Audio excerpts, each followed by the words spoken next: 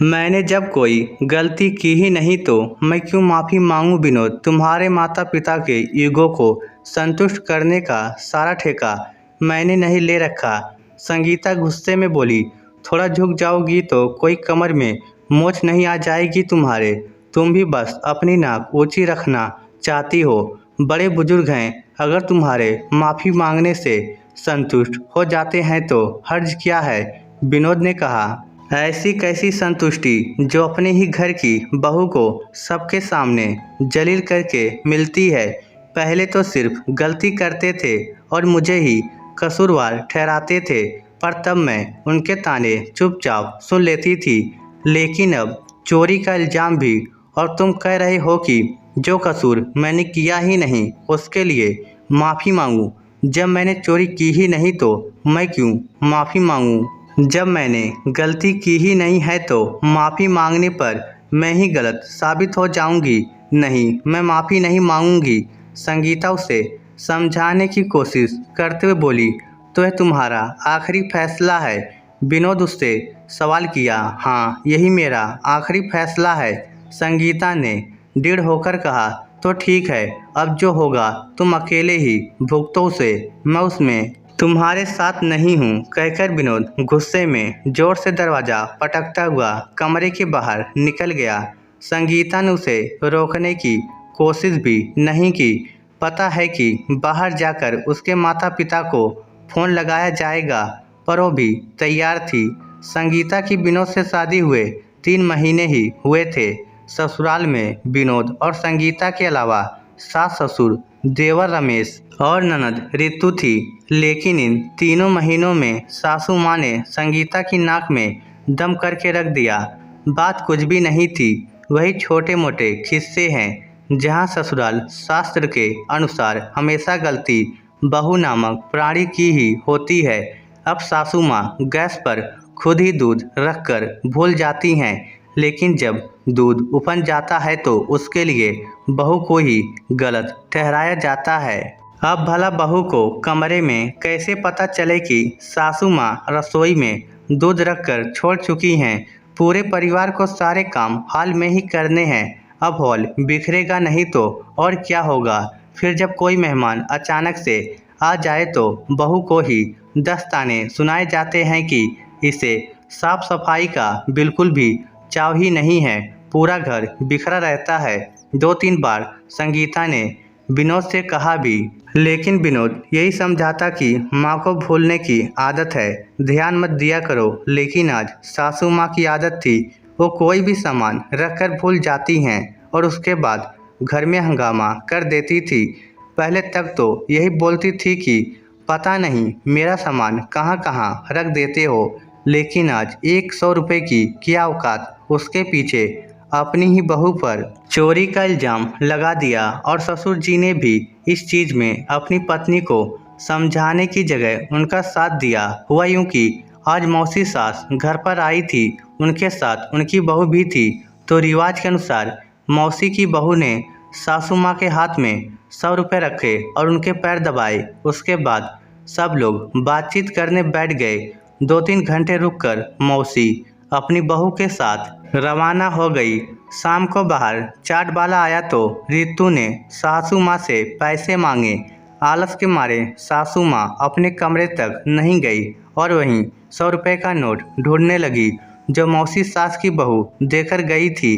अब सासू माँ ने पूरे हाल में सामान इधर उधर कर दिया, पर 100 का नोट मिला तक नहीं।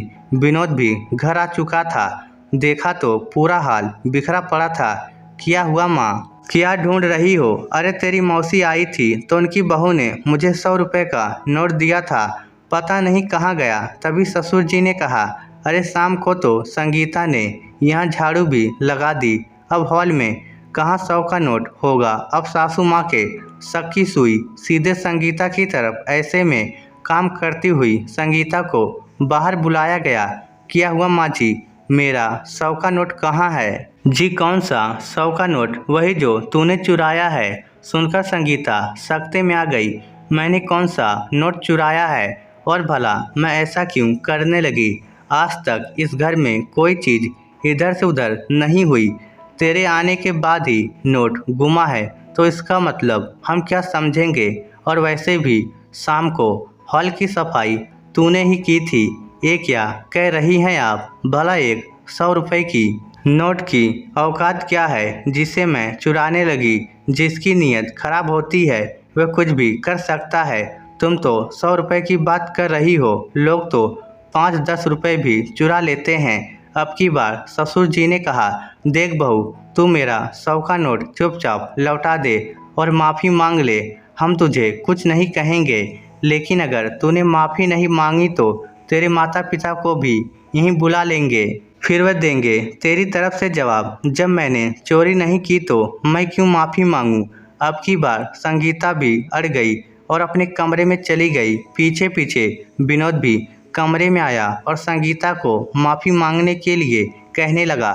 लेकिन आज संगीता पक्का करके बैठी थी कि चाहे कुछ भी हो जाए वह ऐसी किसी गलती के लिए माफ़ी नहीं मांगेगी जो उसने की ही नहीं। थोड़ी देर बाद में देवर रमेश भी घर आया तो देखा माँ आंसू बहा रही है और पिताजी और विनोद भी माँ के साथ ही बैठे हुए हैं। क्या हुआ माँ, आप रो क्यों रही हो? मेरी तो किस्मत ही खराब है जो ऐसी चोरनी बहू मेरे पल्ले पड़ी है।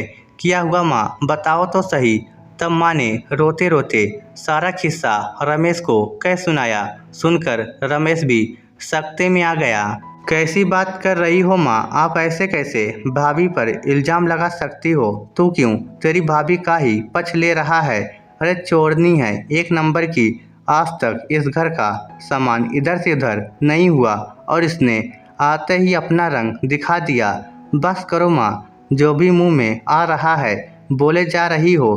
तुम्हें खुद तो कुछ याद रहता नहीं है, ऊपर से दूसरों पर इल्ज़ाम लगाए जा रही हो। मौसी के सामने वह 100 रुपये तुमने मेरे हाथ में ही तो रखे थे जब मैंने आपसे बस के लिए किराया मांगा था। सुनते ही सब हैरान रह गए। विनोद हैरानी से अपने माता पिता को देखने लगा। अब बेटे से किस तरह नज़रें मिलाए तो सासू माँ अपने मगरमच्छी आंसुओं को लेकर अपनी नज़रें नीची कर चुपचाप अपने कमरे में चली गई। पीछे पीछे ससुर जी भी चलते बने।